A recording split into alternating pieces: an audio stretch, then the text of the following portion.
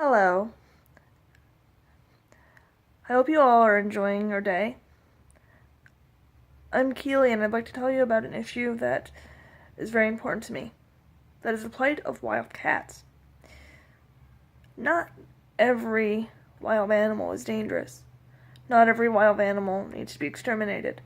And I intend to show you not only the importance of these animals, but ways that you, as a human, can help them to be preserved and to educate yourselves, so how to protect yourselves, so that you and your family are safe without the cats being endangered. I intend to talk today about the Bengal tiger from Asia, as well as the ocelot, which is native to North America and Central America, more specifically Texas and Mexico. These cats are very, very important to the ecosystem.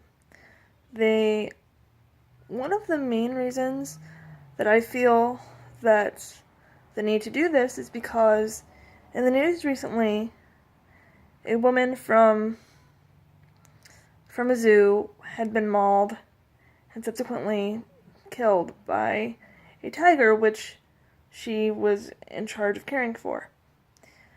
I, as a human and as a person who does care about the people around them, was very concerned that people might be harmed if this tiger continued to exist. But the animal lover in me, specifically the big cat lover, was very concerned that these animals would be exterminated. I am a true believer that animals and people can live side by side together, and I believe that it's very important for us as people to see that animals are not just here for our entertainment or our benefit, such as food or leather goods or zoo attractions, but rather our equals. They're here as part of our world, and we should respect them. I believe that everything that is on the earth has a very important purpose, even though we might not understand what the purpose is all the time. And I really do feel that both the tiger and the ocelot can be an animal which can be respected and preserved in our world, and we will maintain a certain level of respect and love for these creatures. I'm hoping today to show you ways that these animals can be helped, but also ways that they're being endangered.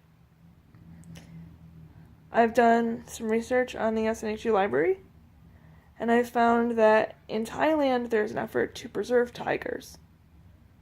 This is very important because the tiger population is dwindling greatly, and animals don't always thrive well in captivity.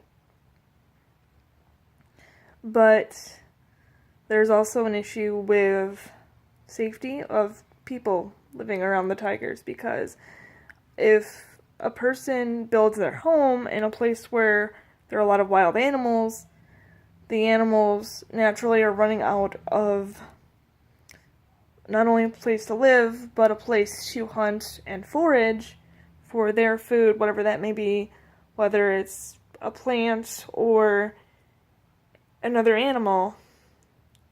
And since tigers are carnivorous animals, there have been some reports that tigers are harming individuals, which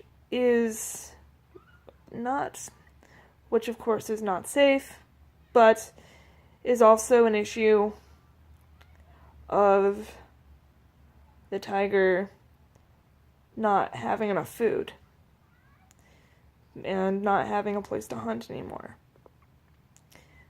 If you take a predatory animal and you say it can't have prey except people, that's what it's going to do. They are working to preserve the animals by taking them in a captive breeding program, which is quite awesome because captive breeding ensures that the species will go on.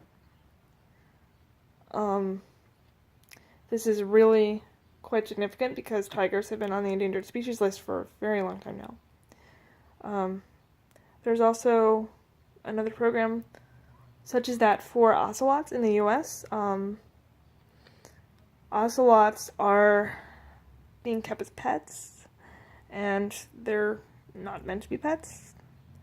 They're also being eradicated because they're seen as pests. But they eat snakes and lizards, so that's helpful to us because we don't want poisonous snakes or lizards around people because if someone is bitten by one, they'll die or be very seriously injured. I tried to find something on herpetology and I really couldn't find much, so sorry.